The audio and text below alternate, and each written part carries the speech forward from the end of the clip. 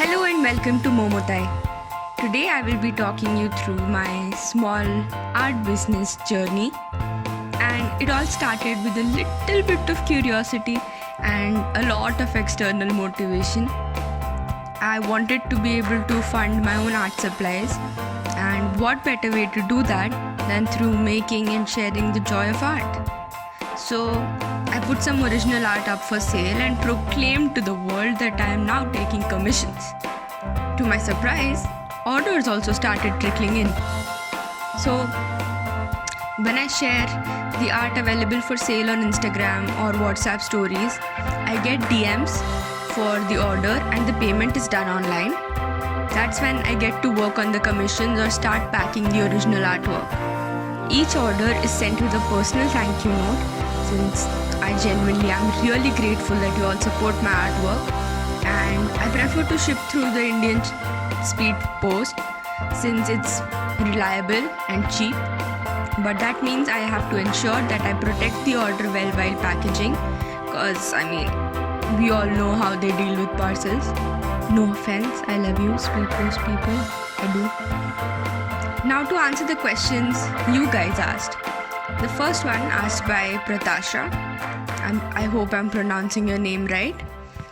The supplies I use are Camlin's artist grade paints and brushstroke gouache, and currently I'm using the gouache a lot because I'm really loving it, but I like the watercolors by Camlin as well. I would also like to mention that I like to use 300 GSM watercolor paper, preferably by Brushstroke or Canson, because the kind of paper you use makes a huge difference in the quality of your artwork and also in the way your paints perform. So yeah, Brushstroke, I love you. I literally buy all your art supplies, sponsor me. Anyway, so the next question was, how do you decide a target market and should a person capitalize on their strengths?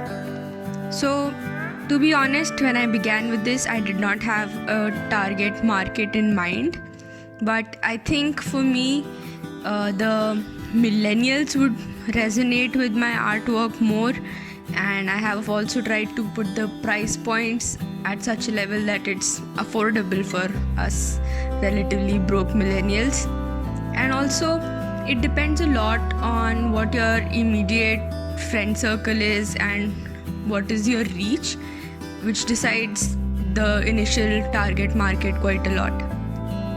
So even though I'm not entirely convinced by the idea of capitalistic consumerism, I think to survive in this world and to find some joy in the work you do, it's best to capitalize on your strengths. If you like doing something, keep practicing, become good at it, and that way hopefully you'll be able to work in a field that brings you some fulfillment.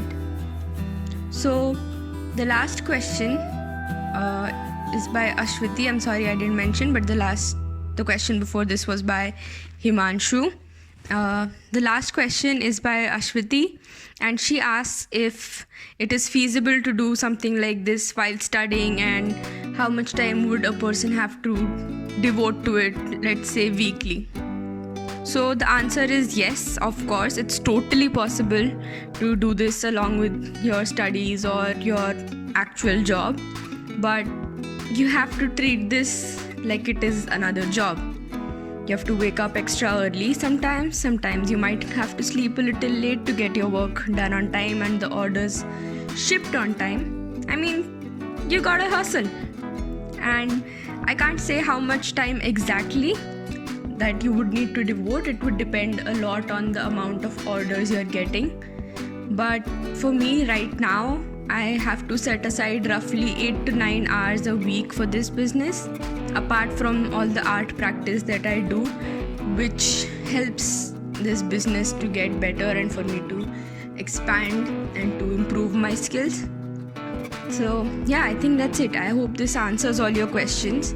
And if you have any more questions, feel free to ask me in the comments below and I shall try my best to answer them. So thank you for watching. Do not forget to hit the like button and I will see you guys next week. Till then, take care of yourselves. Bye-bye.